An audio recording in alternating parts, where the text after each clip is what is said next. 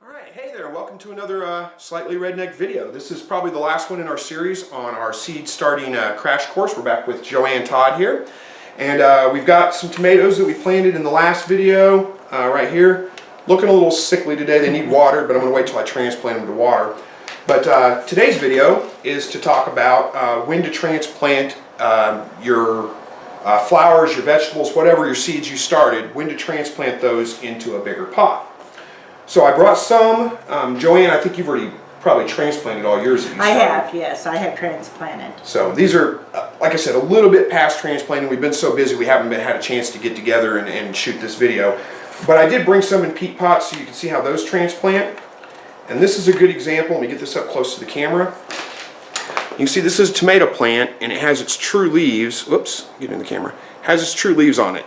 That one's a perfect size to transplant. When it gets to this size, you want to transplant it into some soil, especially if it's kept in a peat pot, because the peat pots don't really provide much nutrient. If you remember, we talked about when you start a seed, they don't really need much nutrients to get started. Once they get up to this level, though, they do need some nutrients. Right, they need the nutrients, and then you can start with a very weak fertilizer, too. Absolutely. Now, we've got just a standard potting mix here that we talked about in our last video. This is a pretty easy process to do with these peat pots. I'm just going to put some dirt in the bottom of it. That's probably a little more than I need. And then when you plant tomatoes, you're going to plant them incredibly deep. So I want to get the dirt all the way up to about there. You know, just about, if you can see this in the camera, just under the leaves. So I'm going to fill it all the way up to about there. All this down below will turn into roots. Some other plants are different, but tomatoes need to be planted deep. So I'm going to put a little bit more dirt in there. And by having the roots all up and down the stem, it will retain more water, it will bring in more nutrients for it to grow larger. It's just a plus situation. Yeah, and tomatoes are great that way because you can even, you have great big tomatoes, stand this tall. You can still plant them all the way up to about there.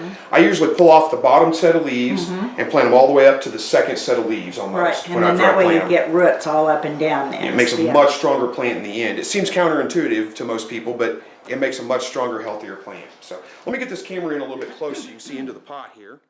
All right, so you can see that just got some dirt in the bottom of the pot, and we've got the peat pot sitting on there. This is why I love these peat pots. They're so easy to work with. So then I'm just going to fill it up the rest of the way. And be careful not to handle the stem of your tomato too much, or whatever plant.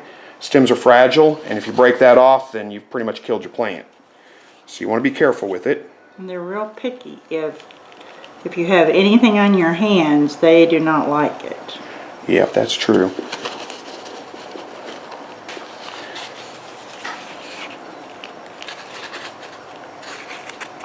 Looks good.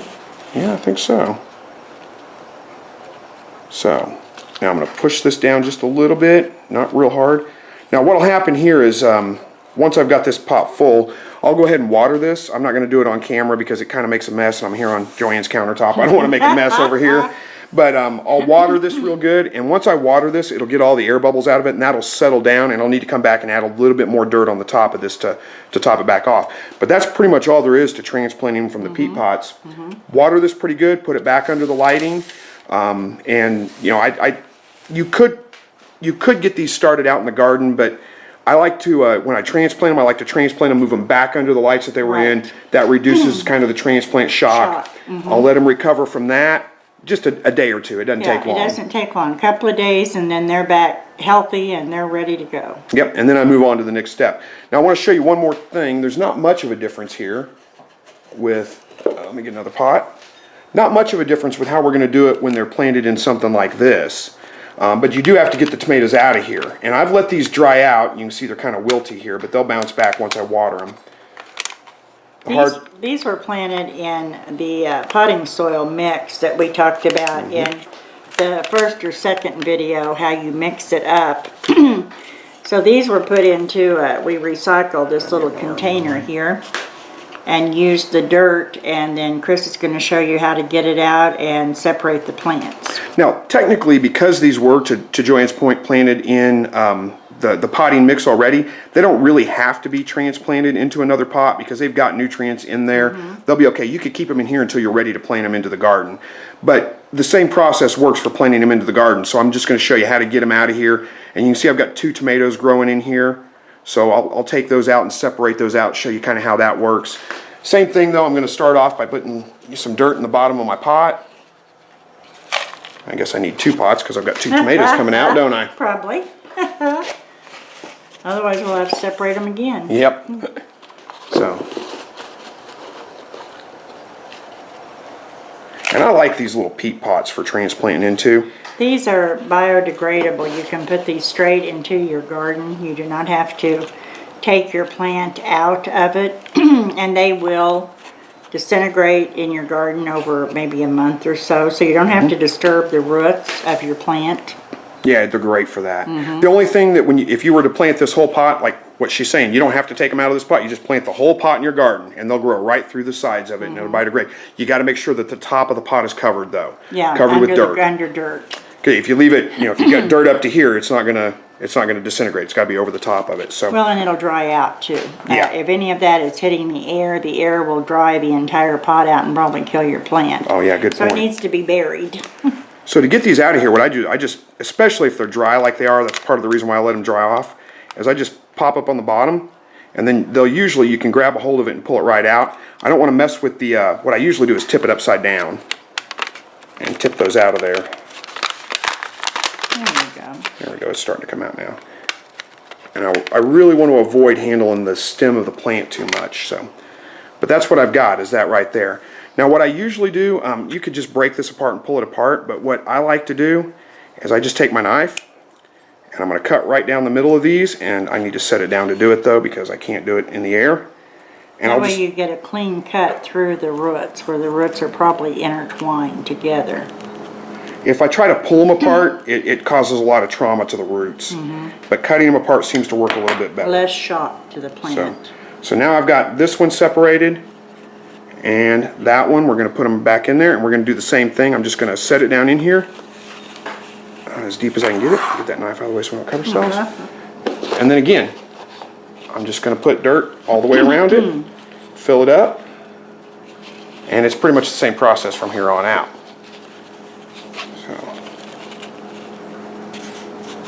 And you'll get roots all up and down the stem of your tomato, which will make it a very sturdy plant. Much better than those that you get at the box stores, the plants. Yeah, Plus much you're healthier. able to grow what you want to grow this way, the variety. And these are heirlooms, so that means we'll be able to save the seeds, and I won't have to buy tomato seeds again, because all I got to do is save 1 or 2 tomatoes, just find my healthiest tomato plant, biggest tomatoes, save 1 or 2 of them from it, and I'll have more seeds than I can stand. So, all right, same thing. Give this a drink of water. When it settles, we're going to add some more dirt back to it to top it off. Let me get this other one filled up with dirt, and then we'll talk about a few things here. I don't want to leave JoAnn holding it, so. So JoAnn, while I'm doing this, you want to talk about hardening off? Sure. Because we talked about that, like in this planter right here, that you could plant these right into the garden, but you can't just take them right outside. So I'll let you go ahead and discuss that with So them. you could take these, and of course you need to water them. Here, let me turn this camera so we're facing you a But when little you bit. take them out, you want to start in the shade.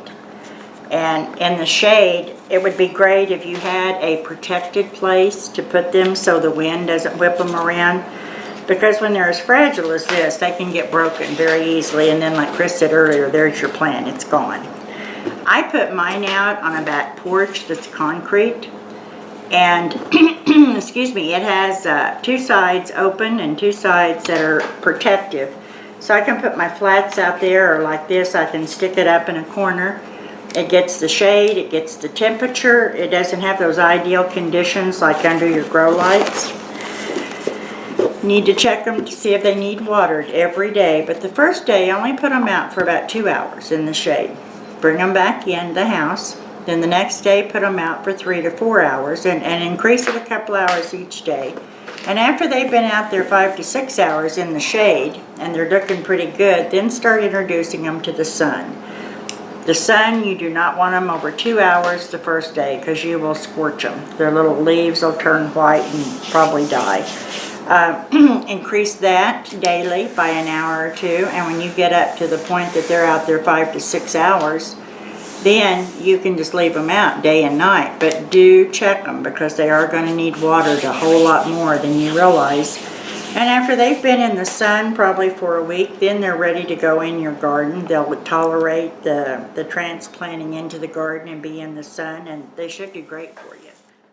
Yeah, that's pretty much the process. Like JoAnn said, you can't just put these right outside. You need to harden them off first, because if you put these right outside, they're going to scorch and they're going to die. And I've actually made the mistake a couple of times with things like things I've grown in low tunnels. I think I told you about that. I had some cauliflower, and if you guys have been watching my videos, you probably saw the cauliflower that I planted several months ago, back when it was way too early to plant, but I planted them under low tunnels, covered with plastic. They did great in there. They've grown up just fantastic. And one day I went out there and thought, well, they don't need the low tunnels anymore, and I pulled that plastic off, and the next day I come home and those things are scorched and looking sickly, and I forgot. I got to harden them off, even though they were outside, they were under protection. So they had ideal conditions, and then you went to a not ideal condition. Exactly. So I had to put the covers back on for a couple of days, vent it out, do a little bit of work on that. It wasn't really that hard to get them back under control, but still, you stand a really good chance of killing your plants off if you don't harden them off first. So that's pretty much all there is to this step. It's really not hard from this point on, as long as you want me to water these, don't you?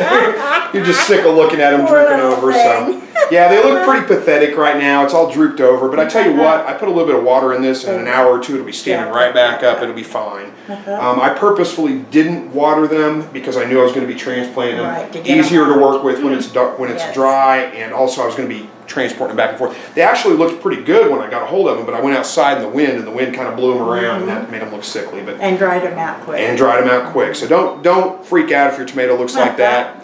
Give it some water, put it under the lights, it'll perk back up. It can be resurrected a little bit. So, but anyway, that's it on this on pretty much this whole series. So we've done. Hopefully you guys have enjoyed this. Hopefully you've learned something from this. If you've never started seeds before, this will give you the confidence to go ahead and do that. And if you're trying to start seeds and you're having some problems, feel free, just leave some comments. Hit me up on my Facebook page. JoAnn here will be happy to answer questions too. So either one, feel free to contact either one of us on Facebook, on my YouTube channels. Either way, or go to the Transplanting Seed and Plant Exchange if you're a member of that. It's a very rewarding experience to grow from seed. Plus, it's very economical. Absolutely. Yeah, I started. Well, this is 1, 2, 3, 4, 5, 6, 7, 8. This is 10 of them right here. 10 tomatoes right here. That normally, if you bought tomatoes, I was looking at them at the store the other day. I think I was at Lowe's, and they were running $3.50 a plant. Wow. Or $3 a plant. $35 worth. $35 worth of plants right here, and I think. Well, I didn't buy these seeds. These are seeds saved from last year's tomatoes, but I bought a package of seeds last year, and they were, I want to say it was $2 or $2.50. $1.99 up. Yeah, for a package of, I think I got 30 seeds out of that package. That would be the tops, anywhere from 10 to 30. Yeah, I think it was 30 seeds in that package. So, incredibly economic way to start your plants. There's no way I could spend $35 on, that's just too much money to spend on tomatoes.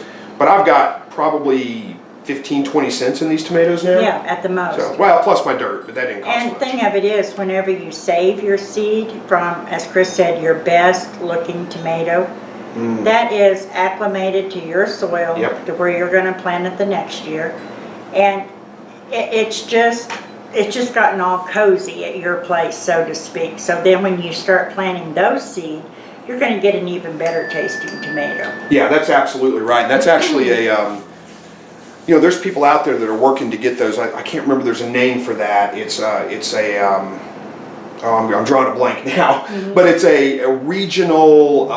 It's not called a regional hybrid, but it's a regional. Well, to your point, it's specific to your region. It's going to grow great for your region. So yeah, save the best ones. Save them for seeds, and then you've got tomatoes that are going to come back year after year. And I find too that if I stress them a little bit, like these are kind of wilted a little bit, I'll lose a few tomatoes, but the ones that make it are hardy as can be. The strong survive. So that makes tomatoes that are a little bit more tolerant to being drought or stress. And we may later this summer do a seed saving video. We're going to do a seed saving demo with the Transplanting Seed and Plant Exchange. So people who want to save their seed can do so, and we'll show them how, you know, to cut up the tomato, to get the seed out, to save the seed, how to keep it for a year or however long you want to keep it. Some seed is much better than you would realize after 3 or 4 years. You'll still get germination out of it. Yeah, well, and that's a good idea because some seeds are really easy to save, like peppers. You just dig the seeds out and dry them out. They're Yeah, easy. And tomato seed, it's not difficult. Well, it's a You little gotta- tricky because you got to get them removed Get from the pulp out. Right. But we'll talk about that when we do that video. Yeah. It's a ways off. We're in spring right now, so We're ready to grow. yeah. So anyway, I think that's it. I've enjoyed doing this. Oh, I I've had a have good too. time. It's Hope been you all are enjoying gardening with us. It's great. yeah, I hope so. And do check out JoAnn's site, the Joplin Seed and Plant Exchange and Sowing Seeds Rare and Unusual, because there's some great information that gets shared on there. She's incredibly helpful. If you have questions, if you want to know how to get something started, she's incredibly helpful with helping with that information. So thanks again for watching, and as always, God bless.